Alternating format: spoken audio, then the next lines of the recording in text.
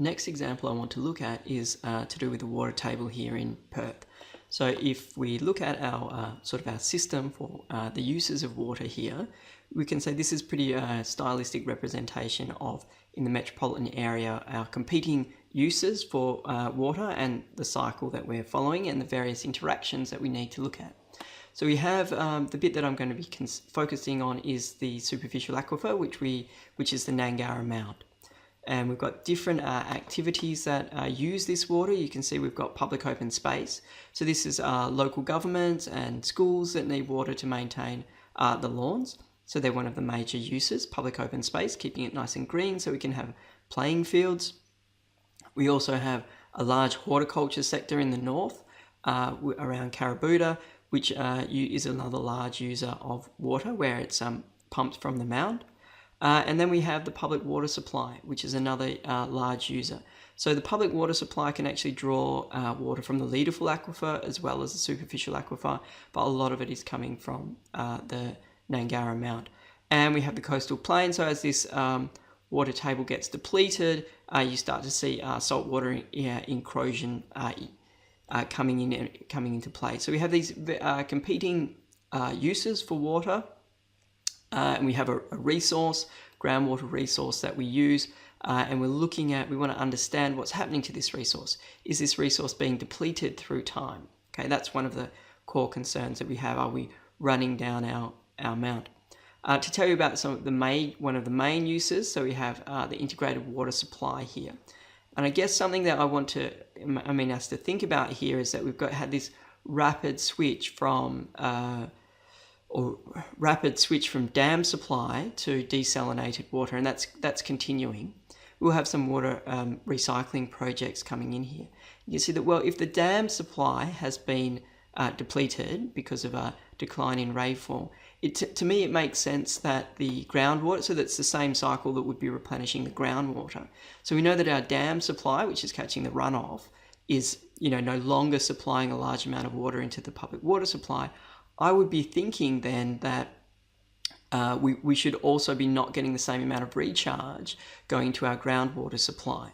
And what I've got here is showing you that while we've been seeing the decline in our supply from dams, which is clearly linked in everyone's mind to the rainfall, we haven't seen that same change in the amount of groundwater that we're extracting. So that makes me think, well, maybe we're over extracting our groundwater. We're taking out the amount that we took out when we had high level of rainfall. Just to give you a picture on the rainfall picture, you can see here I've got some decade by decade averages that I've put through, and that's kind of just to show you that, look, we really do have a materially lower amount of rainfall falling. So this is actually for the weather station that is next to the Mundaring Weir, so one of our main dams. If you look at that spike back in about 1996, that's when the dam overflowed, and that was pretty much the last time I think that we're going to see that. The dam levels have been in serious decline since then, and you can see that where I've just put across these decade by decade averages showing that, look, in recent times, when we built this dam in the 1900s, and then we raised the wall in the 50s, I think in the late 50s, we raised the wall height again. We're getting a lot less rainfall. Okay, so all of that makes me think that we would be having to draw less groundwater because the recharge going to that would be lower now with lower rainfall. So we want to know, is the current amount of water we're extracting sustainable? If it was sustainable, the amount of water that's available for extraction shouldn't be changing, all right? If we're taking out too much water, the amount of water available to be extracted or the height of the water table will be in decline. All right, so what I'm doing here is I'm measuring where we hit, the size, okay, the height of the water body that we can extract, that we can pump from. So if we were depleting it, the stock, so that would be the vertical height of the available water, would be getting lower.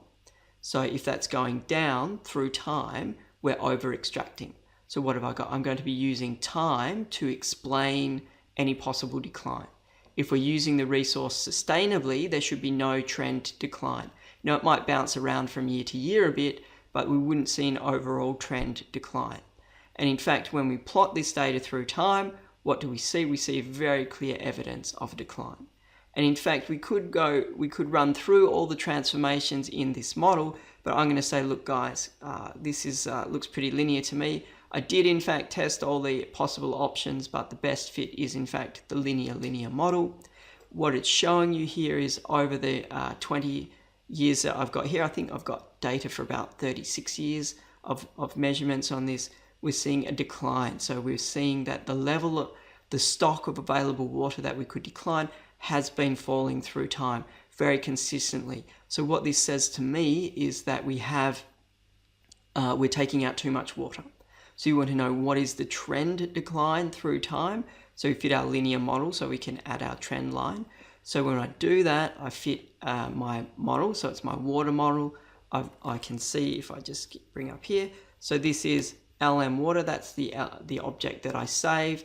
I apply the linear model function. The dependent variable is the depth. That's how I've described it. That's the meters of water available. Year is the explanatory variable. My data set that I've read into R is water 1. I apply the summary function. Same deal here. We get a value of minus 0.3. So this is in meters per year. My standard error, so it's this guy divided by this guy, gives me the t value. From p, I know that, my t is denoted as being far from 0. Okay, we know that, we know that the critical value is about 2. So we know that 30 is a long way from 2, and it's going to be significant at the 1% level. Okay, we're not really too worried about this, doesn't have a meaning for us. It's this guy here, and I'm explaining 97.5% of the variation in the data. How do I write up my little model? We have this set up here. So we've got my slope, which is the thing, the standard error, the estimate for the intercept, my standard error, my R squared number of observations in my data. I have 3 stars indicating significant at my p-value is less than 0.01. Remember that we're not having a single fixed alpha of 0.05. We're having the possibility of different people requiring different levels of evidence. What do we say? On average, the water availability is falling by about 30 centimeters a year. So this is a real significant decline. And my own research work is, not largely, but a significant part of it at the moment has been working with local governments to manage what they're going to do, and working with the Department of Water and Environmental Regulation about what we're going to do for horticulture sector, as well as a little bit with public open space.